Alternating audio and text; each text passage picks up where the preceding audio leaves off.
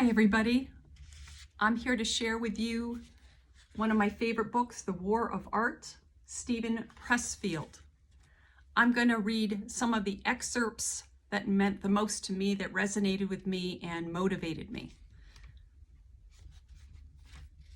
The unlived life. Most of us have two lives, the life we live and the unlived life within us. Between the two stands resistance. Have you ever brought home a treadmill and let it gather dust in the attic? Ever quit a diet, a course of yoga, a meditation practice? Have you ever bailed out on a call to embark upon a spiritual practice? Dedicate yourself to a humanitarian calling. Commit your life to the service of others. Have you ever wanted to be a mother, a doctor, an advocate for the weak and helpless? To run for office, crusade for the planet, campaign for world peace, or to preserve the environment?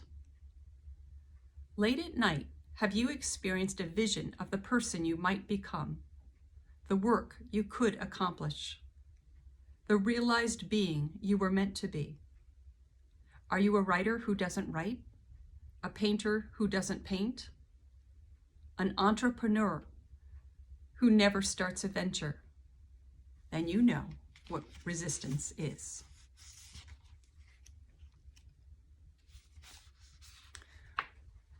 What I do.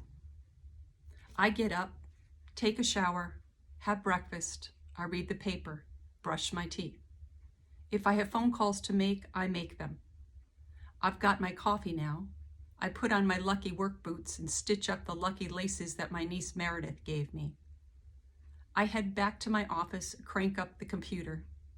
My lucky hooded sweatshirt is draped over the chair with a lucky charm I got from a gypsy for $8 and francs, and my lucky Largo name tag that came from a dream I once had. I put it on. On my thesaurus is my lucky cannon that my friend Bob gave me from Morro Castle, Cuba. I put it toward my chair so it can fire inspiration into me. I say my prayer, which is the invocation of the muse from Homer's Odyssey.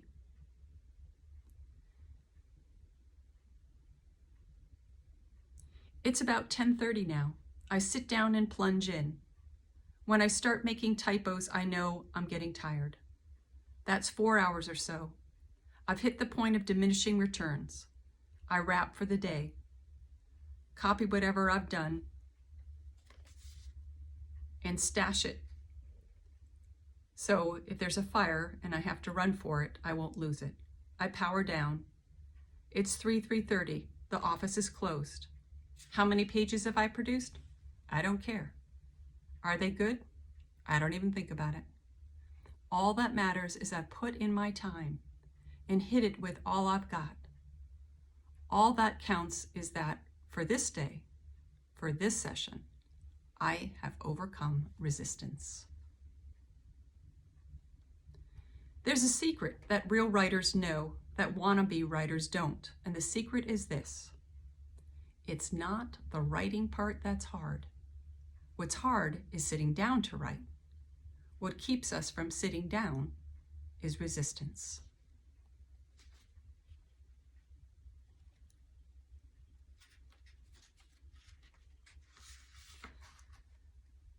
The following is a list, in no particular order, of those activities that most commonly elicit resistance. Number 1, the pursuit of any calling in writing, painting, music, film, dance, or any creative art, however marginal or unconventional. 2, the launching of any entrepreneurial venture or enterprise, for profit or otherwise. 3, any diet or health regimen. 4, any program of spiritual advancement. 5, any activities whose aim is tighter abdominals.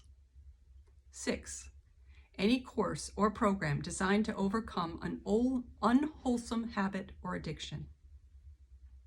7, education of every kind. 8, any act of political, moral, ethical courage, including the decision to change for the better some unworthy pattern of thought or conduct in ourselves. 9. The undertaking of any enterprise or endeavor whose aim it is to help others. 10. Any act that entails commitment of the heart. The decision to get married, to have a child, to weather a rocky patch in a relationship. 11. The taking of any principled stand in the face of adversity. In other words, any act that rejects immediate gratification in favor of long-term growth, health, or integrity. Or, expressed another way, any act that derives from our higher nature instead of our lower. Any of these will elicit resistance. Resistance cannot be seen, touched, heard, or smelled, but it can be felt. We experience it as an energy field radiating from a work-in potential. It's a repelling force. It's negative. Its aim is to shove us away, distract us, prevent us from doing our work.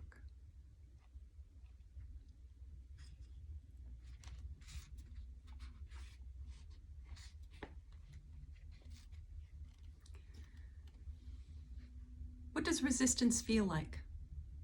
First, unhappiness. We feel like hell. A low-grade misery pervades everything. We're bored. We're restless. We can't get no satisfaction. There's guilt, but we can't put our finger on the source. We want to go back to bed. We want to get up and party. We feel unloved and unlovable. We're disgusted. We hate our lives. We hate ourselves. Unalleviated resistance mounts to a pitch that becomes unendurable. At this point, vice kicks in. Dope, adultery, web surfing. Beyond that, resistance becomes clinical. Depression, aggression, dysfunction. Then actual crime and physical self-destruction. Sounds like life? It isn't. It's resistance. What makes it tricky is that we live in a consumer culture that's actually aware of this unhappiness and has massed all of its profit-seeking artillery to exploit it by selling a product, a drug, a distraction. As artists and professionals, it is our obligation to enact our own internal revolution, a private insurrection inside our own skulls. In this uprising, we free ourselves from the tyranny of consumer culture. We overthrow the programming of advertising, movies, video games, magazines, TV, by which we have been hypnotized from the cradle. We unplug ourselves from the grid by recognizing that we will never cure our restlessness by contributing our disposable income to the bottom line of Bullshit Incorporated, but only by doing our work.